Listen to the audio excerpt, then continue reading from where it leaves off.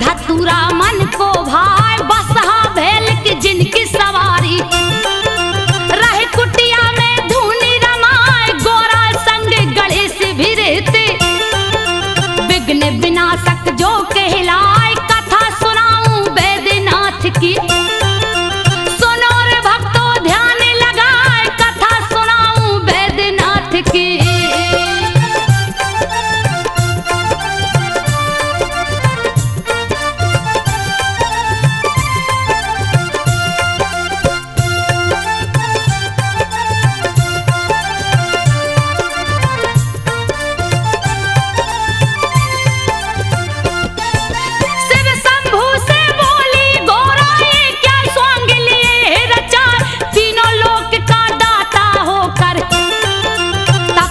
कालिया भेष बनाए सुन के उल्हना तब गोरा की सोने का महल दिया बनवाए गृह प्रवेश करने को शिव जी विश्वेश्वर को लिया बुलाए रावण जिसका बेटा लगता के कसी जिसकी पत्नी कहाए विश्वेश्वर के संग के कसी स्वर महल में गई समाए पूजा का जब हुआ समापन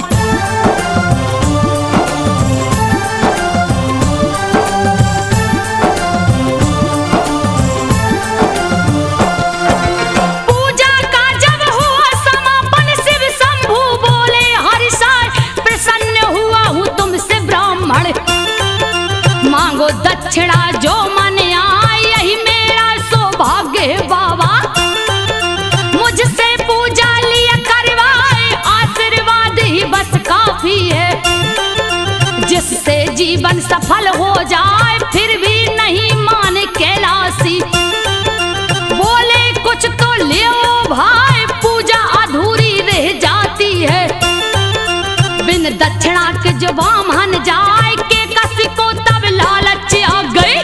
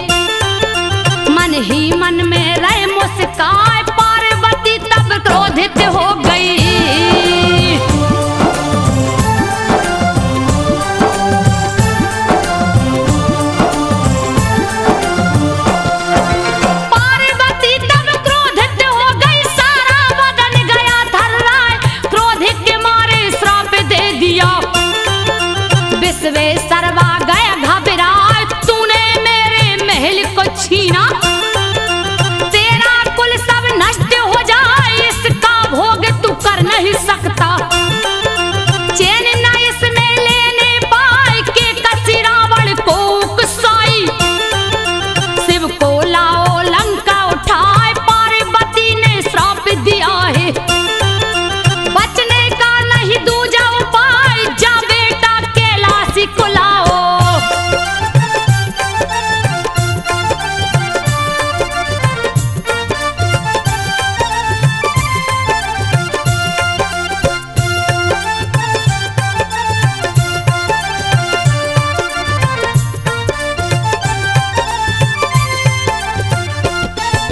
जा बेटा कैलाशी को लाओ, नहीं तो लंका ध्वस्त हो जाए।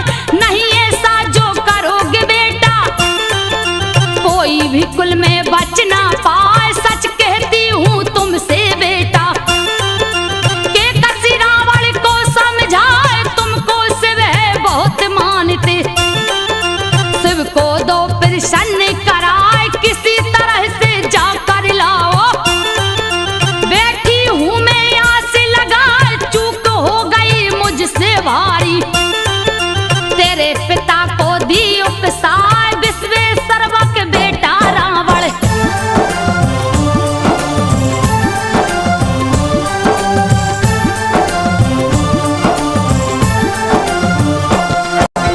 विश्वेश्वरवा का बेटा रावण, जिसकी भक्ति कहीं न जाए। निस दिल शिव का पूजन कर लंका से कैलाश को जाए। एक दिन रास्ते में नारद ने मति रावण की दियो घुमाए। बोले नारद जब रावण से, लावो शिव को लंका उठाए। अजर अमर हो जाओगे तुम। बात गई रावण को भाई, जा पहुंचा कैलाशपुरी में। शिव शंभू का ध्यान लगाए, शिव शंभू थे ध्यान मगन में।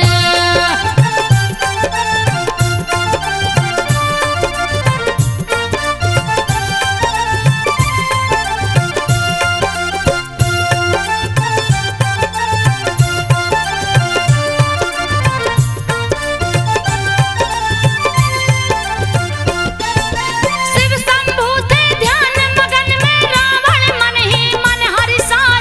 ऐसा मौका नहीं मिलेगा, क्यों ना लूं कैलाश उठाए। रखूंगा जाकर लंकापुरी में, फिर शिव जी को दूंगा जगाए। सोच के ऐसा सब रावण ने कैलाश पर्वत लिया उठाए। हिला कैलाश ओ शिव जी डोले, दिया रावण ने हाथ लगाए। ध्यान भंग हुआ शिव शंभू का, तब जंघा से दियो दबाए। दब गया दोनों भुजा रावण का।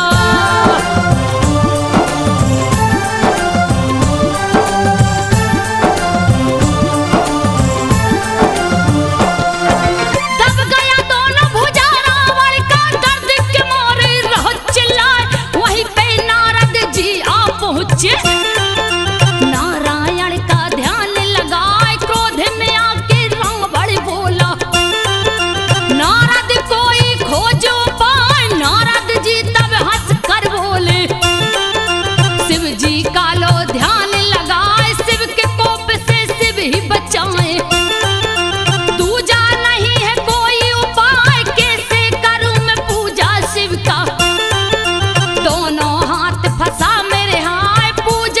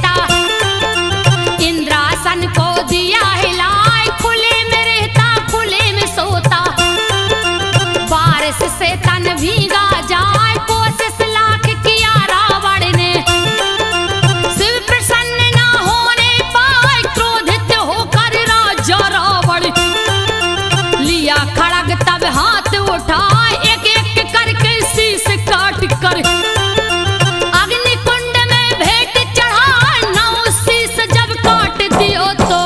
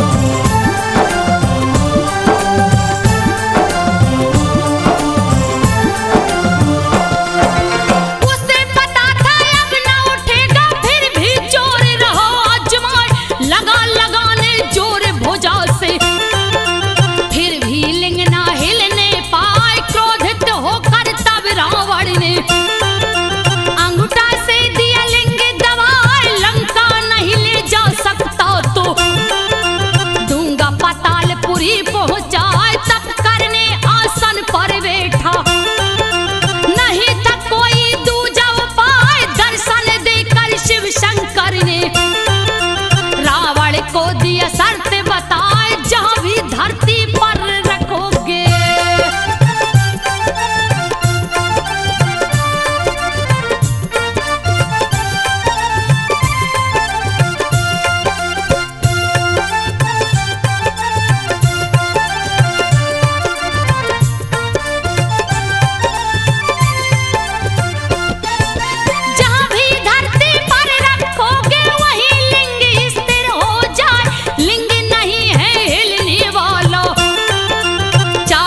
जितना जोर लगा लौट जाओ अब लंका रावण।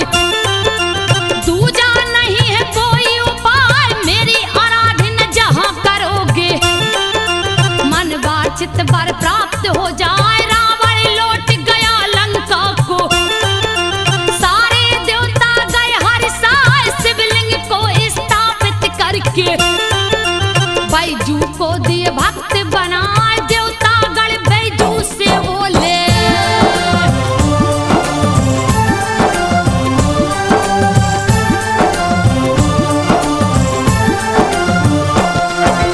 देवता गण बैजू से बोले, जो गंगा जल शिव को चढ़ाए अन्य धन सब दुगना हो जावे। तेरी गैया दुगनी हो जाए, निस दिन बैजू पूजा करता। शिव शंभू का ध्यान लगाए, एक दिन बिन पूजा किए ही बैठ गया भोजन पर आए। ध्यान पड़ी जब शिव शंभू की, दौड़ा दौड़ा बैजू जाए। जैसे ही पूजा पर बैठा है शिव शंभू बोले हर्षाए, हुआ प्रसन्न मैं तुमसे बैजू।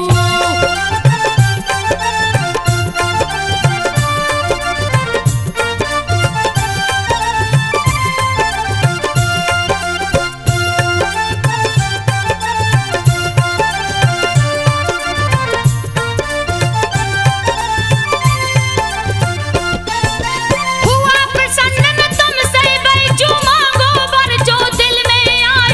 ऐसा वर दो मुझको बाबा, मेरा नाम अमर हो जाए। यो मत शिव जी बोले हैं।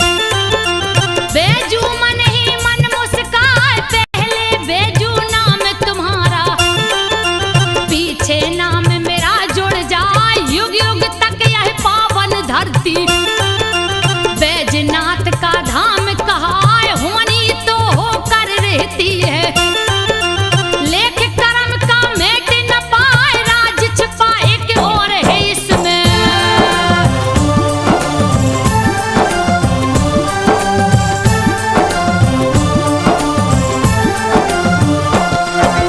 राज छुपा एक और है इसमें। सुनो रे भक्तों ध्यान लगाए, शिव जी के ससुर दक्ष है प्रजापति।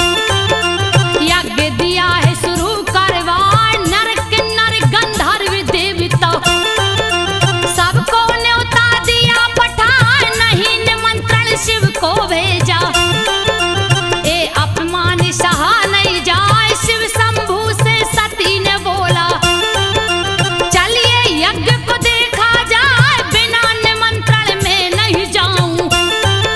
शिव शंभू बोले समझाए, मगर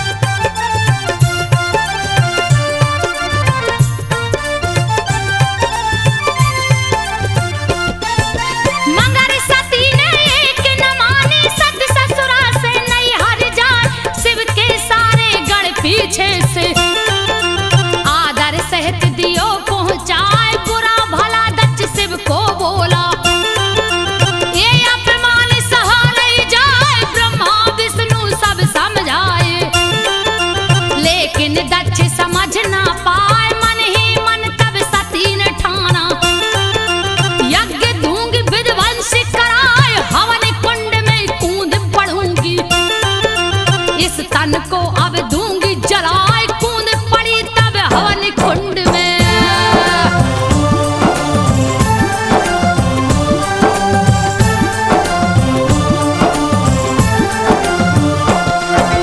कूद पड़ी जब हवन कुंड में, अग्नि डर से भागी जाए, योगाग्नि को प्रकट किया तब सती ने तन को दिया जलाए, मची तबाही यज्ञशाला में।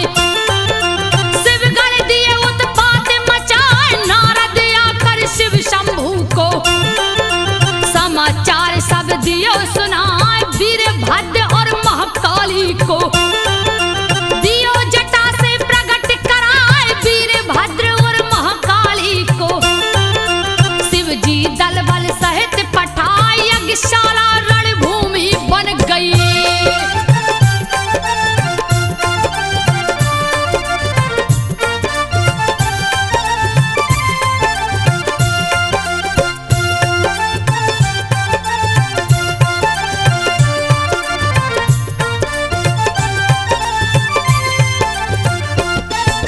यज्ञशाला रणभूमि बन गई, जिसकी वर्णन कही न जाए, काले लगा प्रत्यक्ष नाचने, दक्ष की सेना भागे पराए, शिव के गढ़ सब क्रोधित हो गए, यज्ञ का दिए नाम मिटाए, माया में बसीभूत शिव ने सत्य के सब को लिया उठाए, मोह भंग होके से शिव का देवता सभी समझ ना पाए, विष्णु ने तब चक्र सुदर्शन सत्य के शव पर दिया चलाए, विष्णु ने तब चक्र सुदर्शन।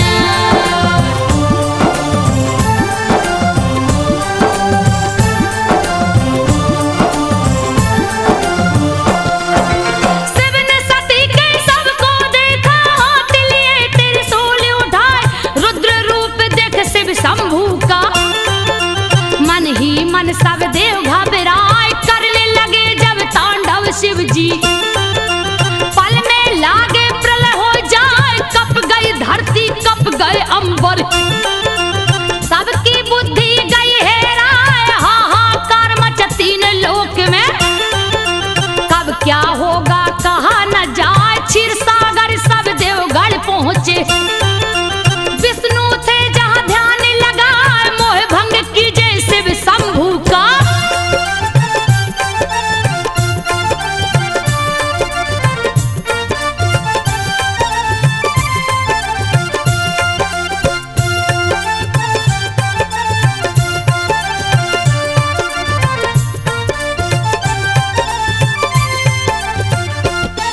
तो मोह भंग कीजे शिव शंभू का, तीजा नेत्र कहीं खुल जाए, जल जाएगा धरती अंबर, जल्दी कीजिए कोई उपाय, बादल गरजे बिजली चमके, हवा बहन लगे साए साए, आंधी तूफान ओला वृष्टि से सृष्टि कहिए ढक ना जाए, सुन के चक्र सुदर्शन धारी, देखा शिव को ध्यान लगाए, गगन में देखा शिव शंभू को, विचरत सती के सबे उठाए, गगन में देखा शिव शंभू को।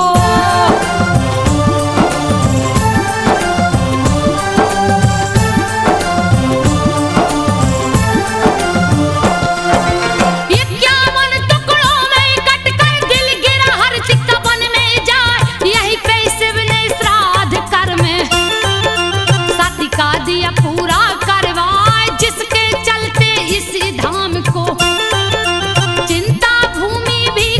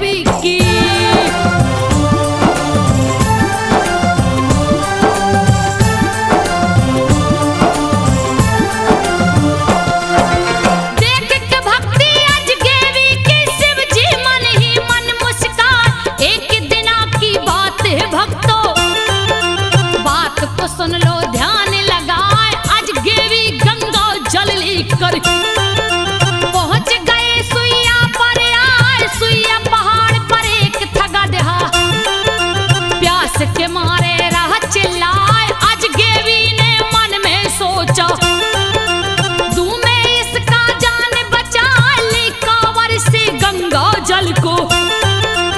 उसके मुंह से दिया लगाए, भक्तों से अपनी लेत परीक्षा।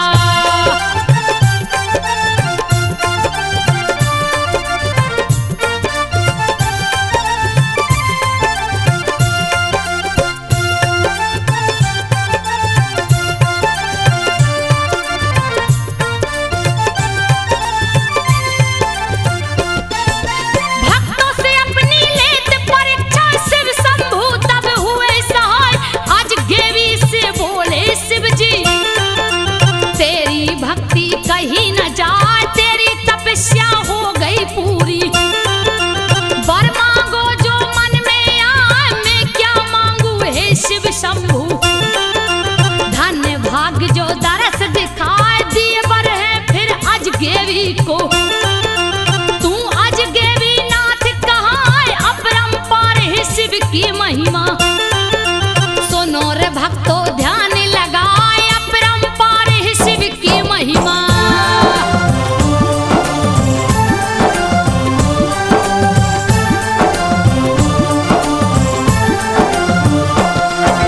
त्रेता युग के सावन माह में राम जी सुल्तानगंज को आए। सीता सहित चारों भाई ने कांवर में जल लिया उठाए। सुल्तानगंज से देवघर आकर शिव शंभू को दिए नहलाए। लंका से लंकेश भी निकला, हरिद्वार से जल भर लाए। सावन माह में देवघर आकर शिव जी को जल दिया चढ़ाए। समुद्र मंथन सावन माह से, सुनो हुआ था ध्यान लगाए। समुद्र मंथन सावन माह से।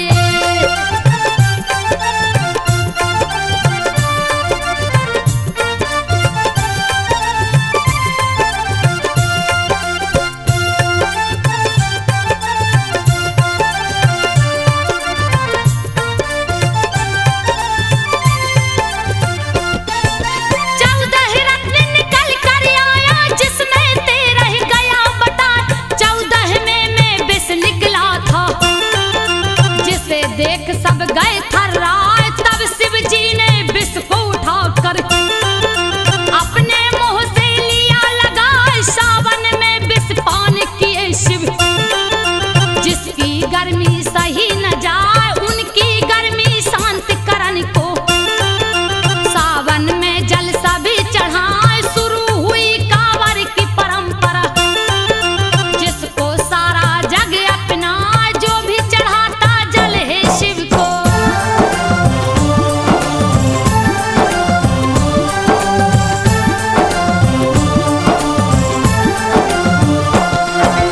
बड़ी विभीषण काल पड़ गया, प्राणी त्राहि माम चिल्लाए।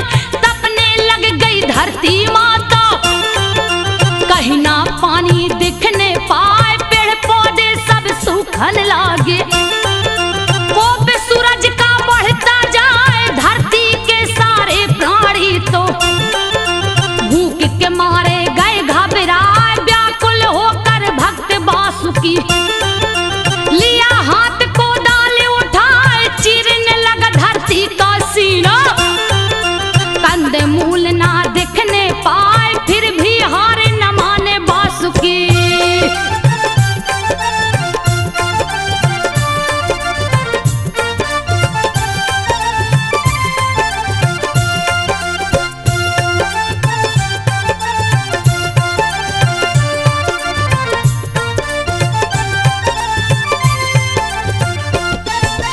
फिर भी हार न माने वासुकी, धरती का सीना चिरता जाए। खून से लटपट हुआ कुदाली, शिवलिंग से गए हैं टकरा। एक टकरा निहार वासुकी, खून को देख गया घबरा। चूक हुआ मुझसे ये कैसा, मन ही मन वह रहा डरा। लगता है कोई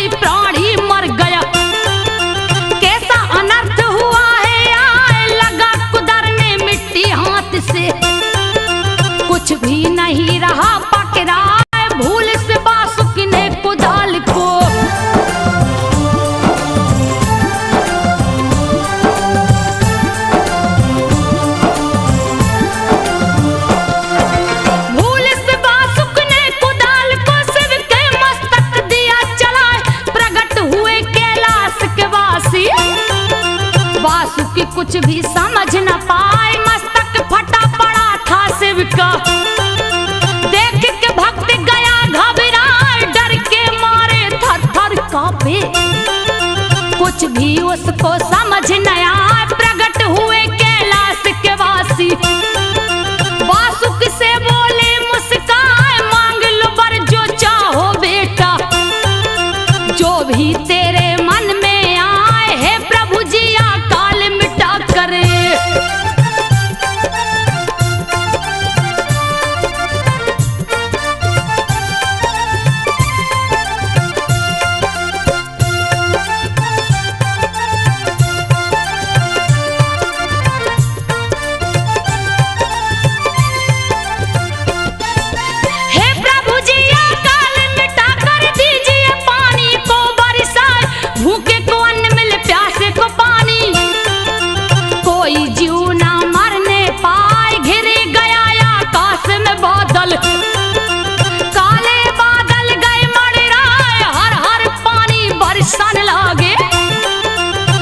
जंतु सब गए हर साय, शिव शंभु वासुकी से बोले, यहाँ 2 मंदिर मुख्य बनाए, नित प्रति मेरी पूजा करना। तेरा नाम अमर हो जाए, वासुकी के नाम पर ही।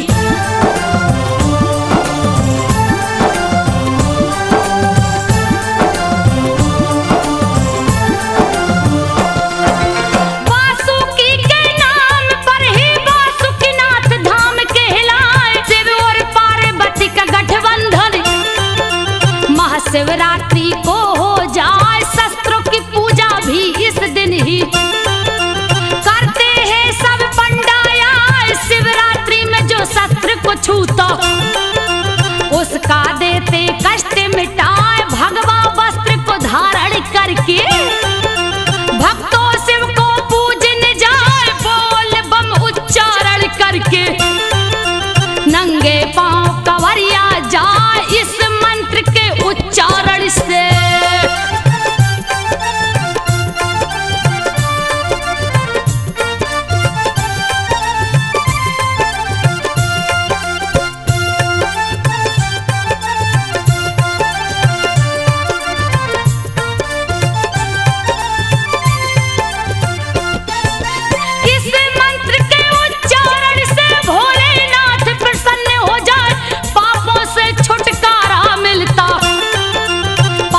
भी शिव धाम को जाए, जो भी ज्योतिर्लिंग को छूता, देते उसकी बिगड़ी बनाए। पुत्रहीन को लड़का होता, निर्धन भी धनवान हो जाए, रोगी प्राणी स्वस्थ हो जाता। देते शिव जी रोग मिटाए, धन हो जाता है वह प्राणी। जो भी कांवर शिव को चढ़ाए, अश्वमेघ यज्ञ का पुण्य होता।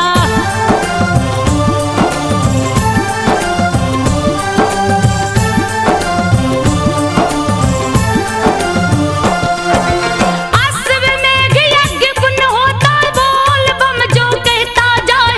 शिव के संग ब्रह्मा विष्णु भी बोल बम से खुश हो जाए। ओम नमः शिवाय भी शिव का पंचाक्षरी मंत्र कहलाए। अश्वनी कुमार बीमार पड़ गए, सारे देवता गए घबराए। लाखों वेदा देख के हारे, फिर भी स्वस्थ न होने पाए। वेद खुद ही रोगी हो गया, कोई दवा समझ ना पाए। व्याकुल हो गई भार्या उसकी,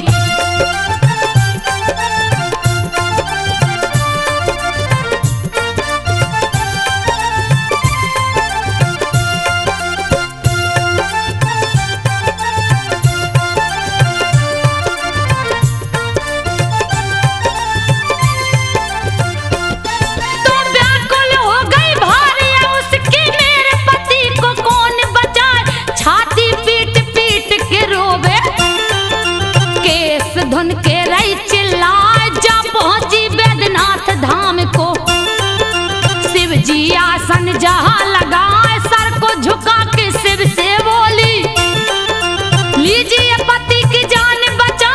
थक हार गई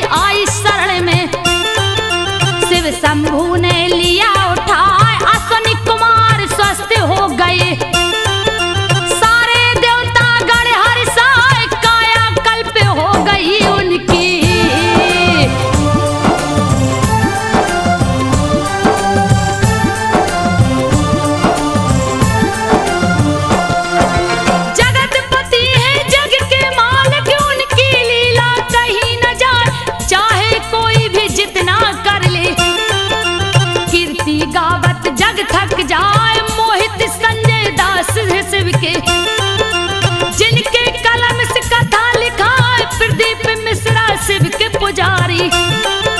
शिव को अपने दिल में बसाए दिलीप सिन्हा भक्त भोला के। कावर ले दो घर को जाए संजू बघेल जगावेगा था।